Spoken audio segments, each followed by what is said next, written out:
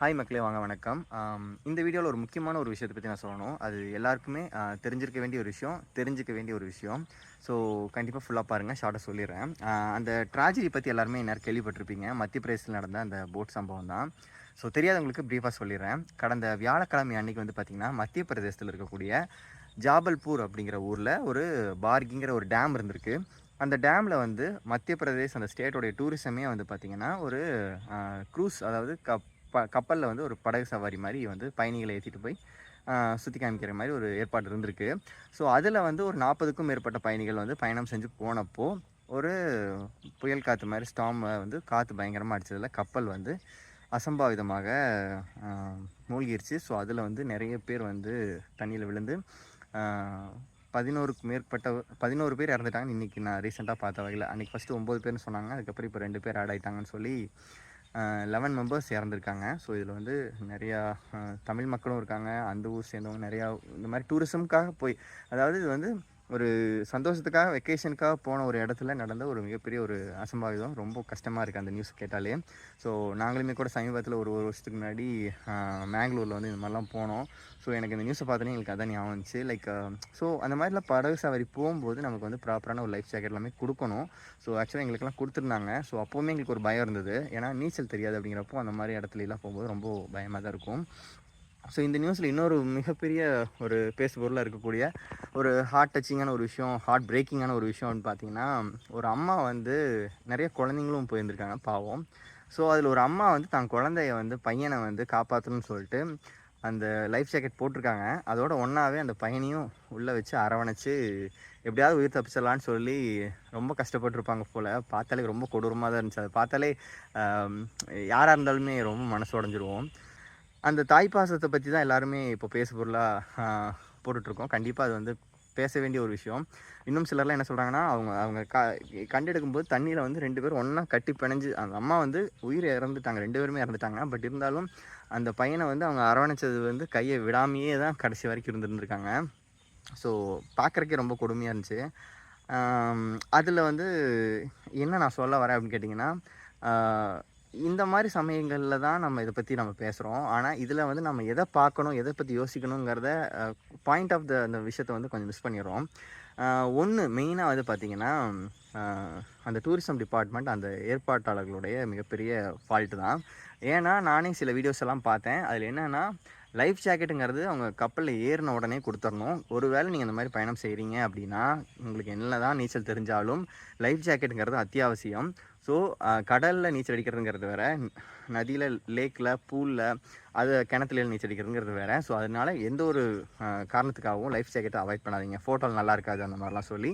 அதே சமயத்தில் அவங்க கொடுக்கலனாலும் லைஃப் ஜாக்கெட்டை கொடுங்கன்னு கண்டிப்பாக ஒவ்வொரு படகு சவாரிலையும் நீங்கள் கேட்டு வாங்கி போட்டுட்டு மட்டும்தான் சேஃப்டியை ஃபஸ்ட் என்ஷூர் பண்ணிட்டு தான் நம்ம இந்த மாதிரியான விஷயங்களுக்கு நம்ம போகணும். கண்டிப்பாக குழந்தைங்களுக்கு பெற்றோர்கள் இதை நம்ம முக்கியமாக பார்த்துக்கணும். ஸோ அதை தவிர இன்னொரு விஷயம் என்னென்னு கேட்டிங்கன்னா, அந்த டூரிசம் டிபார்ட்மெண்ட் வந்து அந்த ஏற்பாட்டில் வந்து அந்த லைஃப் ஜாக்கெட்டை வந்து மிஸ் பண்ணாங்கன்னு சொல்ல முடியாது. அங்கே வச்சுருந்துருக்காங்க. பட் இருந்தாலுமே அதை ப்ராப்பராக அவங்களுக்கு போட்டு விடாமல், அந்த வீடியோ ஸ்டார்டிங்லாம் வந்து பார்த்திங்கன்னா லைஃப் ஜாக்கெட் இல்லாமல் நிறைய பேர் பயணம் செஞ்சுருக்காங்க. அதுக்கப்புறம் அந்த கப்பலுக்குள்ளே தண்ணி வருதுன்னு தெரிஞ்சதுக்கப்புறம் தான் வந்து பார்த்திங்கன்னா அந்த லைஃப் ஜாக்கெட்டை வந்து டிஸ்ட்ரிபியூட் பண்ணுறக்கே பண்டில்லேருந்து ஓப்பன் பண்ணிகிட்டு இருக்கிறாங்க. ஸோ அதெல்லாம் பார்க்கும்போது ரொம்ப கஷ்டமாக இருந்துச்சு. தண்ணி ஆல்மோஸ்ட் உள்ளே வந்துருச்சு. அந்த மாதிரி என்க்ளோஸ்டு ஸ்பேஸ்க்குள்ளே ஃபஸ்ட் ஆஃப் ஆல் அந்த லைஃப் ஜாக்கெட் போட்டுட்டு இருக்கக்கூடாது, வெளியில் வந்துடணும். அப்படி இல்லாட்டி ஃபஸ்ட் ஆஃப் ஆல் அது போடணும். இந்த மாதிரி நிறைய விஷயங்கள் அங்கே தப்பாக நடந்ததுனால அதை ஒரு ப்ராப்பரான ஒரு மேனேஜ்மெண்ட் இல்லாதனால தான் இப்படி ஒரு சம்பவம் நடந்திருக்குன்னு சொல்லி நிறைய பேர் சொல்கிறாங்க. இன்னும் நிறைய பேர் வந்து இன்னும் 200 பேர் பக்கம் ரெஸ்கியூவர்ஸ் வந்து தண்ணிக்குள்ளே தேடிட்டு இருக்காங்க. 2 குழந்தைங்களும் 2 பர்சன் மிஸ் ஆகிறாங்க மாதிரி சொல்லியிருந்தாங்க. அவங்க இன்னும் பாடி கிடைக்கல. ஸோ ஏகப்பட்ட மனிதர்களோட கஷ்டம் அங்கே நடந்துகிட்டு இருக்குது. பட் இருந்தாலும் இதிலிருந்து நம்ம என்ன பாடம் கற்றுக்குறோம், இனி இதை நடக்காமல் எப்படி தவிர்த்துக்கலாம் அப்படிங்கிறதுக்காக நம்ம பார்க்கணும். ஸோ ஒன்று முக்கியமான விஷயம் நான் வந்து என்ன இந்த வீடியோ மூலிமா சொல்லணும்னு நினச்சேன் என்னோடய ஆடியன்ஸுக்கு, என்னோடய ஃப்ரெண்ட்ஸுக்கு, என்னோடய ஃபேமிலிக்கு நான் நினைக்கிறேன் அப்படின்னா, ஸ்விம்மிங்கிறது ரொம்ப ரொம்ப முக்கியமான ஒரு லைஃப் ஸ்கில்.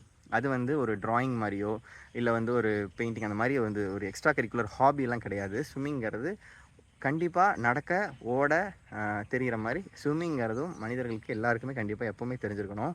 ஏன்னா எந்த மாதிரியான சூழ்நிலையில் நமக்கு அந்த ஸ்கில் தேவைப்படும்னு சொல்லவே முடியாது. ஸோ அந்தளவுக்கு அது லைஃப் சேவிங் ஸ்கில் அப்படின்னு சொல்லலாம். ஏன்னா நம்ம தண்ணியில் வந்து எப்போ வேணால் நமக்கு ஆபத்து வரலாம். ஸோ அந்த மாதிரி சமயத்தில் நம்மளால் காப்பாற்றிக்க முடிஞ்சால் தான் நம்மளுடைய அன்புக்குரியவங்களையும் நம்மளால் காப்பாற்ற முடியும். ஸோ அதனால் ஸ்விம்மிங்கிறது எல்லாரும் கற்றுக்கணும். ஸோ இந்த காலத்தில் நிறைய நான் பார்க்குறது வந்து ஸ்கூல் படிக்கும்போதே குழந்தைங்கள வந்து ஸ்விம்மிங் கிளாஸ்னு சொல்லி எல்லாம் சேர்த்திடுறாங்க. ஸோ ரொம்பவே பாராட்ட வேண்டிய விஷயம். பட் நான் ஸ்கூல் படிக்கும் போதெல்லாம் வந்து பார்த்திங்கன்னா மேண்டேட்ரி எல்லாம் கிடையாது. அந்த மாதிரி கிளாஸஸும் எனக்கு பெருசாக பார்க்க முடியல. எனக்கு வந்து ஸ்விம்மிங் மேலே ரொம்ப ஆசை, எனக்கு கற்றுக்கணும்னு ஆசை. ஆனால் எனக்கு வந்து கிணறு கிடைக்கல.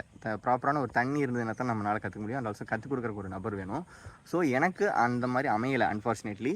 ஸோ சின்ன வயசில் என்னால் கற்றுக்கவே முடியல. நானும் ரொம்ப ஆசைப்பட்டிருக்கேன். கிணத்துல எல்லோரும் ஃப்ரெண்ட்ஸ் எல்லாம் குதிக்கிறது அந்த மாதிரிலாம் வீடியோஸ்லாம் பார்த்துருக்கப்போ நம்ம ஊரில் அந்த மாதிரி கிடைக்கலையே அப்படின்னு சொல்லி ஏங்கியிருக்கேன்.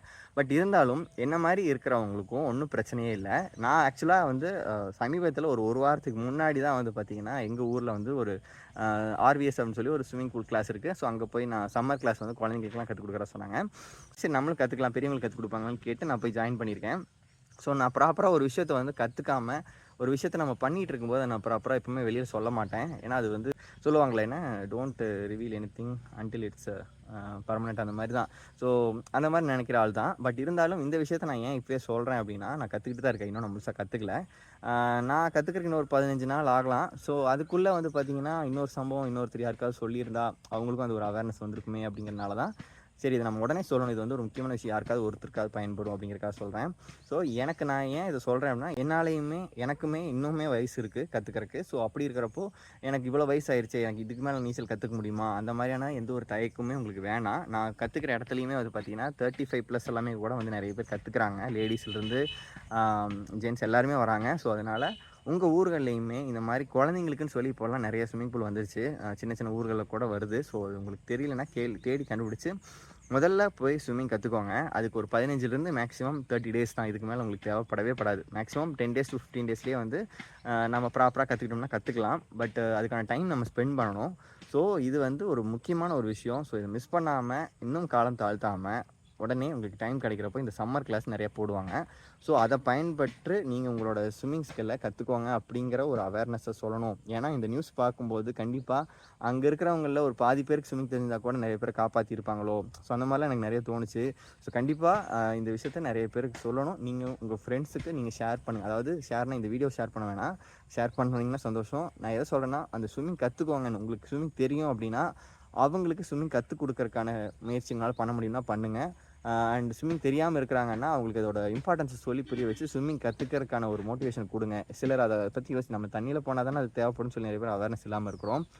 ஸோ இந்த ஒரு விஷயத்தை நான் சொல்லணும்னு நினச்சேன். ஸோ அதுக்காக தான் இந்த வீடியோ. Okay fine. எனிவேஸ் அந்த நியூஸ் வந்து இன்னுமே ரொம்ப கஷ்டமாக தான் இருக்குது. இறந்த அனைவருக்கும் அவங்களோட ஆத்மா வந்து சாந்தி அடைய மனமாற வேண்டிக்கிறேன். சரி, ஓகே ஃபைன். இந்த வீடியோவை முடிஞ்ச வரைக்கும் நிறைய பேருக்கு நான் கொண்டு போய் சேர்த்தணுன்னு தான் முயற்சி பண்ணி இந்த வீடியோ போட்டிருக்கேன். ஸோ பார்ப்போம். இனிமேலும் இந்த மாதிரி ஒரு சம்பவம் நடக்கக்கூடாது. எல்லோரும் சேஃபாக எங்கே வேணால் போயிட்டு வாங்க. ஸ்விம்மிங் கண்டிப்பாக கற்றுக்கோங்க. இந்த சம்மர் கிளாஸு இந்த சம்மர் டைமில் யூஸ் பண்ணிக்கோங்க. ஸோ அவ்வளோதான் விஷயம். சரி, ஓகே. இது வந்து முக்கியமான ஒரு வாழ்க்கைக்கு தேவையான ஒரு விஷயம்னு நான் நினச்சேன். ஸோ அதுக்காக தான் நம்ம சேனலில் போட்டேன். ஓகே, இந்த வீடியோ உங்களுக்கு யூஸ்ஃபுல்லாக இருக்குன்னு நம்புகிறேன். சரி, இது மட்டும் இல்லாமல் நம்ம சேனல் நிறைய வீடியோஸ் போட்டிருக்கோம். அதையும் பார்த்து பயன்பெறுவீங்க நம்பிக்கையோட இந்த வீடியோ முடிச்சுக்கிறேன். நன்றி, வணக்கம்.